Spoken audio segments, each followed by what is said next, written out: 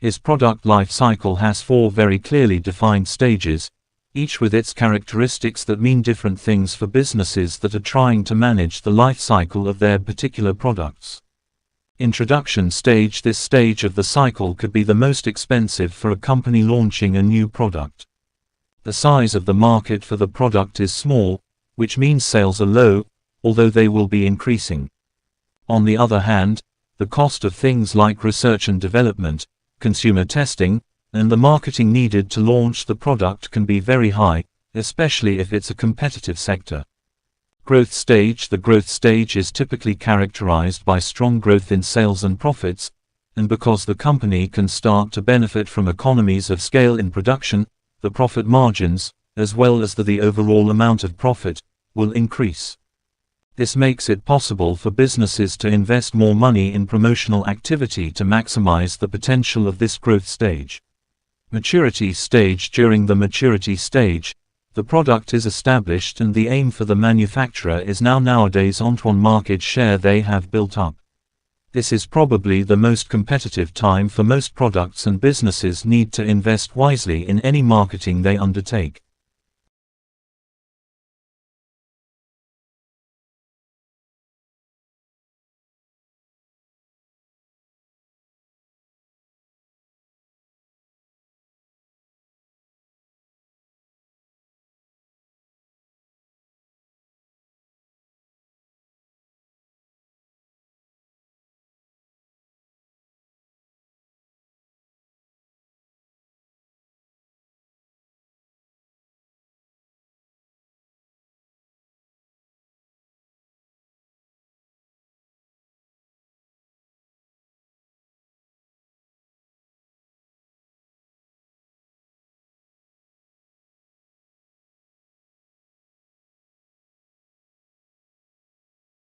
Skipping breakfast has drawbacks. It's no mystery why so many people routinely skip breakfast. Bad timing.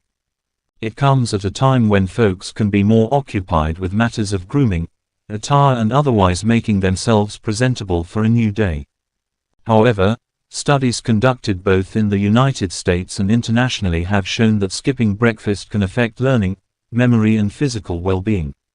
Students who skip breakfast are not as efficient at selecting critical information for problem solving as their peers who have had breakfast. For school children, skipping breakfast diminishes the ability to recall and use newly acquired information, verbal fluency, and control of attention, according to Ernesto Pollitt, a UC Davis professor of pediatrics whose research focuses on the influence of breakfast on mental and physical performance. Skipping breakfast can impair thinking in adults, also. For both children and adults, a simple bowl of cereal with milk goes a long way toward providing a sufficiently nutritious start to the day. Green Burgesson recommends choosing a cereal that's low in sugar.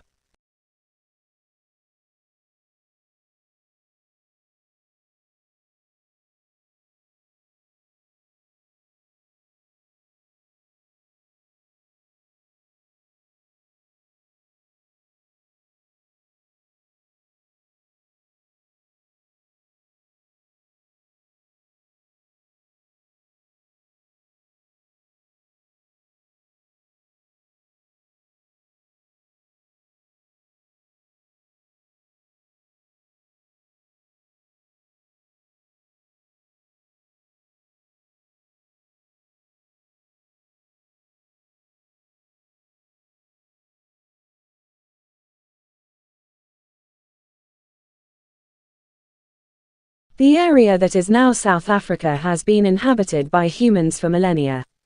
The San, the original inhabitants of this land, were migratory people who lived in small groups of about 15 to 20 people. They survived by fishing and hunting and by gathering roots and other wild foods.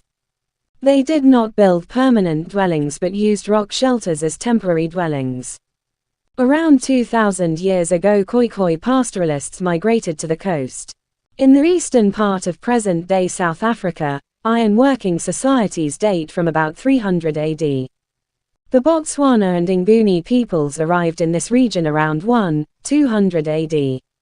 They lived by agriculture and stock farming, mined gold, copper and tin, and hunted for ivory and built stone-walled towns.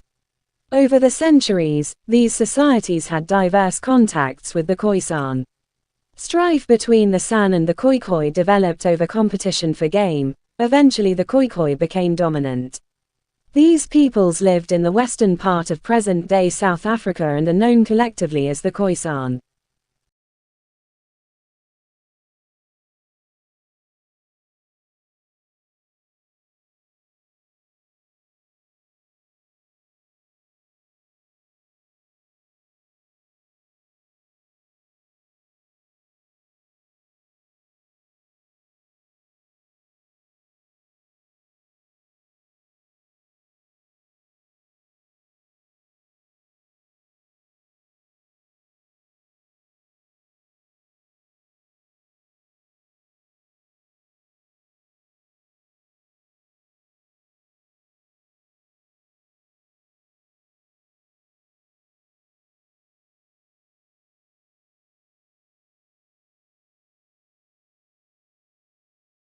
With a good system of crop rotation, and especially with the addition of any sort of fertilizer you may be able to come up with, it's possible to grow crops on a plot of land for upwards of 2-3 years at a time with good results.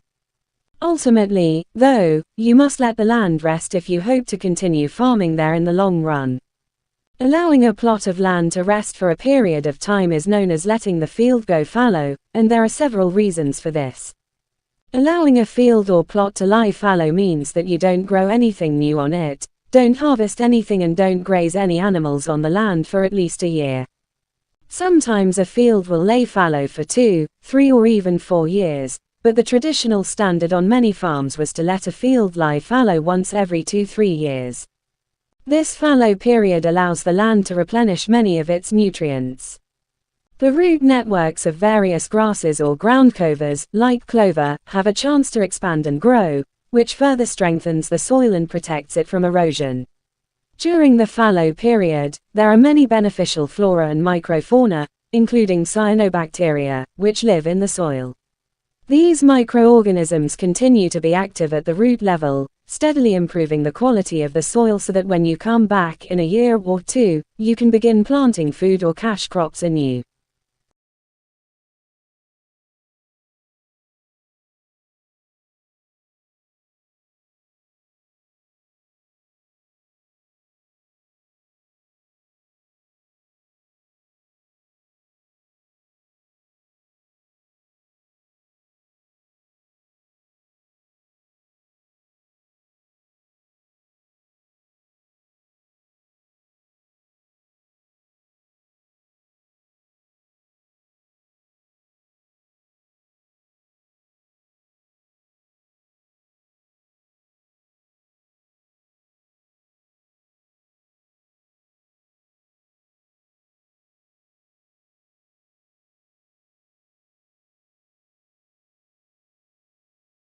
Most of the time when I embark on such an investigation, it quickly becomes clear that matters are much more complicated and ambiguous, several shades grayer than I thought going in.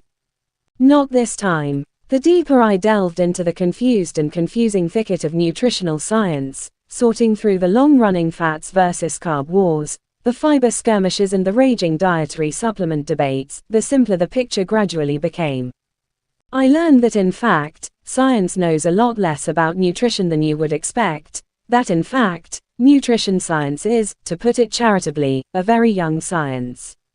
It's still trying to figure out exactly what happens in your body when you sip a soda, or what is going on deep in the soul of a carrot to make it so good for you, or why in the world you have so many neurons, brain cells, in your stomach, of all places.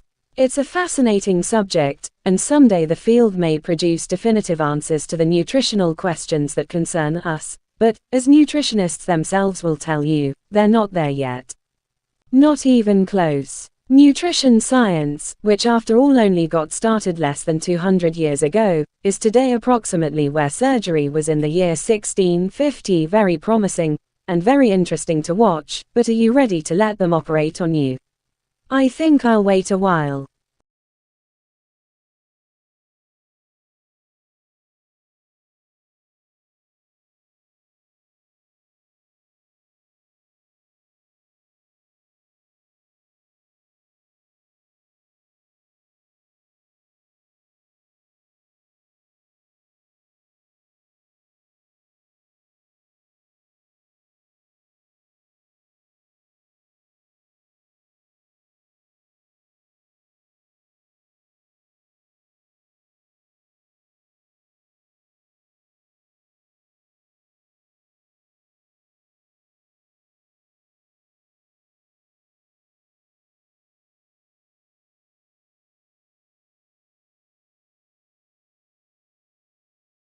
It's very easy to forget about what's in the ground beneath our feet and why it's so important to protect it. 1 tablespoon of soil contains more organisms than there are people on Earth. Billions of bacteria, fungi and other microorganisms combine with minerals, water, air and organic matter to create a living system that supports plants and, in turn, all life. Healthy soil can store as much as 3,750 tons of water per hectare, reducing the risk of flooding, and the International Panel on Climate Change (IPCC) has said that 89% of all agricultural emissions could be mitigated if we improved the health of our soil. Good soil management also increases disease resistance in livestock and ultimately drives profits for farmers, yet soil and its impact on the health of our animals has, over recent decades, been one of the most neglected links in UK agriculture. Over the last 50 years, agriculture has become increasingly dependent on chemical fertilizers, with applications today around 10 times higher than in the 1950s. Farmers often think the chemical fertilizer NPK, nitrogen, phosphorus and potassium provides all the nutrition a plant requires, but it also has a detrimental effect on the long-term health of the land. Research suggests there are fewer than 100 harvests left in many of the world's soils.